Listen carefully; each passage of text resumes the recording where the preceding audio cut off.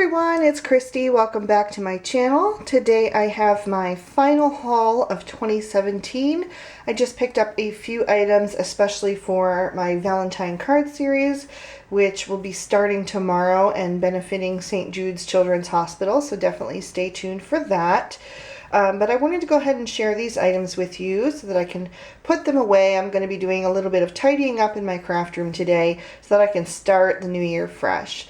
So all of these items were purchased at Butterfly Reflections Inc., which is my friend Vanessa Middleton's shop. It is a wonderful shop full of all kinds of items from all the greatest companies, and she's got great prices and super fast shipping and great customer service. I can't recommend her enough. So I'm going to set these items over to the side, and then we're going to go through them one by one. So the first thing that I picked up was definitely for my Valentine card series. This is the Avery L. Otterly Fantastic. And it's got these super cute otters and some really great sentiments. I really like the mix of fonts they have. I almost didn't get this set. I puttered around about it for a little bit because I already have two otter stamp sets. I have the Mama Elephant one, and then I have the exclusive Lawn Fawn and Simon Says stamp one that was released at Stamptember. So, plus the winter otter also, but that one's kind of, you know, just for the winter from Lawn Fawn. But I just really love them, and I do love otters. I like the size of these. They're a lot bigger than the other sets.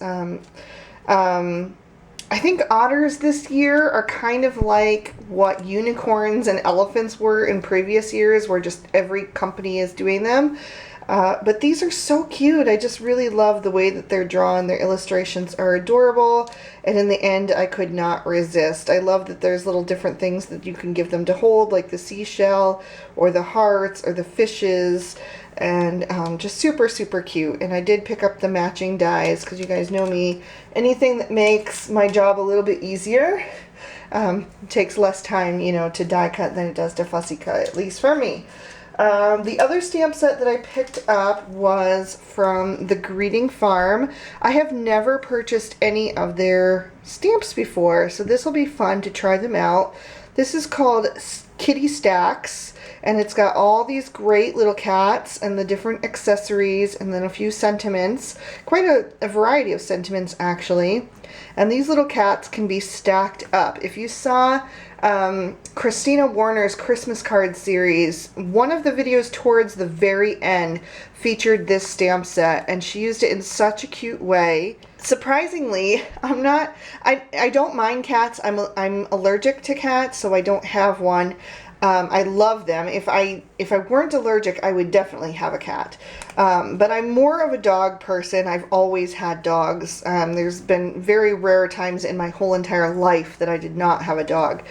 But I have so many friends that are cat people and that love cats. And my youngest son, my 12-year-old, his favorite animal in the whole world is cats. It's been like that since he was a baby. So I definitely make a lot of cat cards, and I thought this would be super cute. I really love the simple drawings. They should be really quick and easy and fun to color in different ways, and maybe even like watercoloring, Copic coloring. I also, you saw in my last haul video, got some Prismacolor pencils. I still haven't had a chance to try those out just because the holidays have been so crazy here. But those might be fun to try too, and give these guys a little bit of texture so that they have the, you know, that furry look. So I'm really excited to play with those. I did pick up the dies. The dies were quite pricey, but in the end I just thought I didn't want to fussy cut like around their little whiskers and stuff. That's always harder for me. And yeah, I just decided to go ahead and do it. She was actually running a 20% off sale for I think it was Christmas or the end of I think it was Christmas, 20% off. So I got 20% off on my entire order, which was really great. I picked up two paper pads. Both of them were from My Favorite Things. This one was definitely for Valentine's Day. I'm always kind of disappointed that the Valentine's Day releases usually happen later in January, and I start my Christmas card series on January 1st. because the deadline for the card drive, the Cards from the Heart card drive that benefits St. Jude's Children's Hospital, is the 31st of January because she needs time to get them to the hospitals in time for Valentine's Day. So I'm always scrambling at the beginning of the year to find enough product to be able to use for the Valentine card series, just because there's not that much that's been released yet. So anyway, I think this is from last year, but I thought this would definitely work for Valentine's Day. This one is called the Hearts and Stripes. So it's just very simple patterns of stripes and hearts in a really pretty variety of colors. So I thought that would be something really easy to use, and actually it doesn't have to be only Valentine's Day. It could definitely be used throughout the year. So that was a good one to pick up. I also picked up the Free Spirit, which I really, really love. This one has more of a tribal print to it, which I really, really like. I think some of the colors could work for Valentine's Day, but this one is definitely a all year round set, or all year round patterns and color palette. So I'll just flip through that one quickly. It's got some arrows, which definitely could be Valentine's Day, and then just some different graphic prints. I have a couple stamp sets in mind that I thought this would work well for, so that'll be coming up soon on my channel. The rest of the stuff is just some supplies. I picked up another pack of Tim Holtz distress watercolor cardstock. I was running low on this, so I grabbed another pack. There's 20 sheets in there, and then it has the texture on one side, and the other side is smooth, which you can't see because it's out of the packaging. But so you can stamp on one side and watercolor on the other. It's totally up to you, however you want to use that. I also picked up another pack of the Avery L large stamp and die storage pockets. This is what I store all of my stamps and the coordinating dies in. I put the stamp set on the front and then the coordinating dies on the back. So just for example, that's what I'm talking about. I store all my dies in these packets. I have an insert with the just cheap white cardstock in there.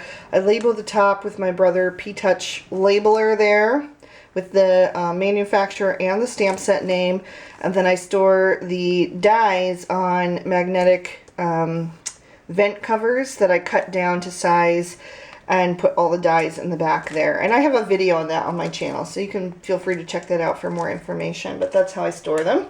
So I picked up another pack of those. And then the last things I got were actually two things for my Misti. I got the bar magnet. For some reason, on my mini Misti, I have both the original and the mini, I am missing one of my magnets. I think it must have jumped onto a die somewhere, and I cannot find it anywhere. I've looked everywhere. So I've only got one in my mini Misti, and that is not enough to hold things securely into place. So I thought I would try the bar magnet instead, and just pop that in there, and then if I want to, I can replace the round ones in my regular Misti with this if I really like it. But for now, I can pull this one out and use that in my regular Misti and just use the bar magnet in this one. So we'll see how that works for me. So the other thing I got was the mini Misti mouse pad. And if I understand this correctly, this should be able to replace the paper grid insert, or the grid paper insert. And the reason why I thought I would try this is because when you want to do like stamping off the edge, you always get it on the paper. And if you are like me and you don't like to have like dirty paper, then you tear a sheet off. Well, you tear enough sheets off, and the amount of cushion that's there for your stamps is not the same. So to my understanding, this mouse pad can replace the paper. I believe that that's correct. That's hitting there a little bit. So I'm not sure if you need to take the foam insert out instead, but I wouldn't think that would work because the foam is thicker. Well, anyway, does anybody know I think that you can replace the paper and use the mouse pad instead, and then the mouse pad you can just wipe off the ink if you get some on there. But correct me if I'm wrong. Somebody, if you've tried this before, let me know what you think about it and how you use it. It does not allow, with both of them and the bar magnet, I do have to push down a little bit more firmly. It does hold it a little bit off the Misti, if you see that. So, I mean, I still can push, but I don't know if that's a good idea, if that would break my hinges over time or what. So, let me know if you've tried this and what you think about it. But anyway, I thought I would just try it in the mini Misti, and then if I like it, I can get it for my regular one as well. So that is my entire haul for the last of 2017. So I want to thank you guys so much for all your support this year. This has been a really difficult year for me as far as YouTube. It's been a great year for me personally. I finished my novel. I accomplished a lot.